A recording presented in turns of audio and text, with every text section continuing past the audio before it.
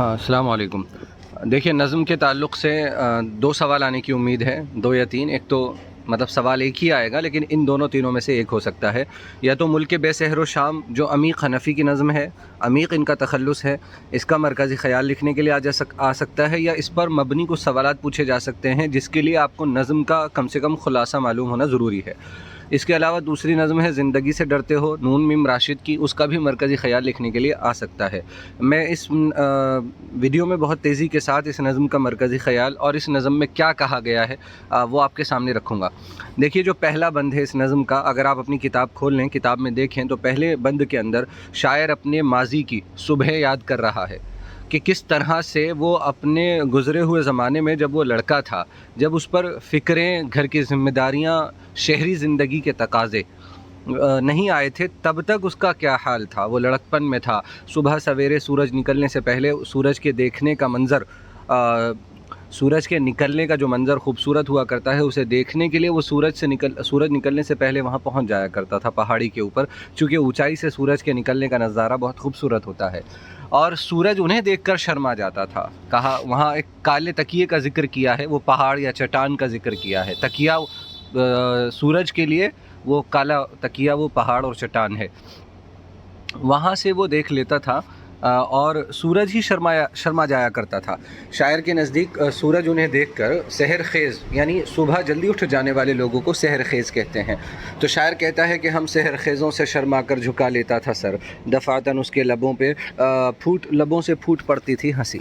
ठीक है, तो और वो बहुत तेज़ी के साथ जो है इनसे गर्म जोशी से इनका इस्तकबाल करता और इनके जिस्म व जान में उसकी किरणों से ताज़गी फैल जाती थी। तो याद करने की वजह, पहले बंद में उसने अपने माजी की सुबह याद करी हैं।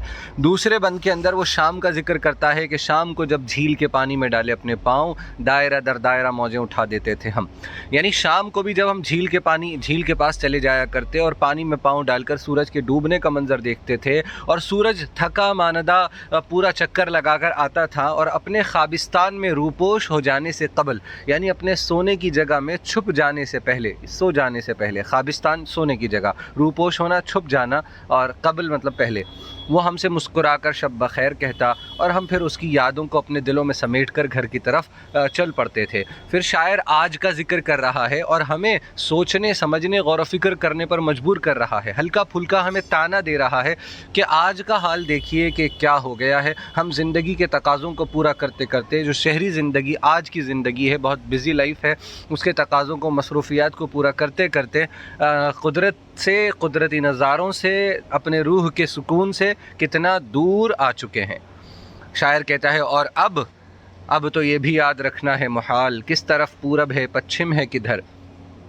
यानी अब पूरब और पश्चिम का ही नहीं पता। पहले सूरज निकलने का मंजर देखने जाते, सूरज डूबने का देखने जाते, अब तो वो डायरेक्शंस, वो समत भी पता नहीं है कि कहाँ से सूरज निकल रहा है, कहाँ डूब रहा है, किस वक्त निकल रहा है, किस वक्त डूब रहा है। क्योंकि सुबह सवेरे का वक्त, सूरज निकलने का वक्त तो बिस्तर में गुजर रहा है, और शाम सूरज डूबने का वक्त दफ्तरों में, दफ्तरी ज़िंदगी के तकाज़ों को पूरा करने में गुजर रहा है। इस तरह इस नज़म के अंदर शगुफ्ता, नाजुक सा तंज़ है, ताना है। शायर ने मौजूदा दौर, आज के दौर के माहौल पर रोशनी डाली है कि आज इंसान फितरत से, कुदरती नज़ारों से कितना दूर हो चुका है। पहले और दूसरे बंद में वो अपने लड़कपन के सुबह शाम का जिक्र करते हुए कहते हैं कि वो किस तरह सूरज को पहाड़ियों के दरमियान से निकलता हुआ देखा करते थे, और उनकी सहर खेज़ी से, उनकी सुबह उठने की आदत से सूरज ही शर्मा जाया करता था।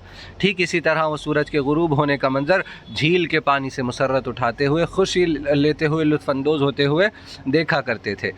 यानी बचपन की एक बेफिक्री का आलम था, और फितरत से, कुदरती नज़ारों से, कुदरत से मोहब्बत थी, जिसके नतीजे में सुबह शाम बहुत अच्छी गुजर रही थी। नज़म के आखिरी बंद में, जो तीसरा बंद है, शायर मौजूदा दौर का जिक्र कर रहा है। उसको ये सब बातें याद आ रही हैं, वो एक अफसोस के आलम में है, कर कुछ नहीं सकता, बस गौर व फिक्र करने का मौका दे रहा है कि अब जवानी में दाखिल होने के बाद ज़िंदगी की ज़रूरतों को पूरा करने में इस कदर मशगूल हो गए, कब सुबह होती है, कब शाम, सूरज कब निकलता है, किसी को ख़बर नहीं। गर्ज़ ज़िंदगी की मशगूली के सबब کی وجہ سے فطرت سے انسان کی دوری اور ایک مشینی زندگی گزر رہی ہے. روزانہ ایک مشین جس طرح اس کو سیٹ کر دو بس اسی طرح چلتی رہتی ہے, اس کے اندر کوئی احساس نہیں ہوتا. وہی ہمارا حال ہو چکا ہے, جس میں اندرونی آرام, دل کا سکون, اس کی طرف انسان کی پوری بے توجہی ہے, بے خیالی ہے. یہی اس نظم کا مرکزی خیال ہے.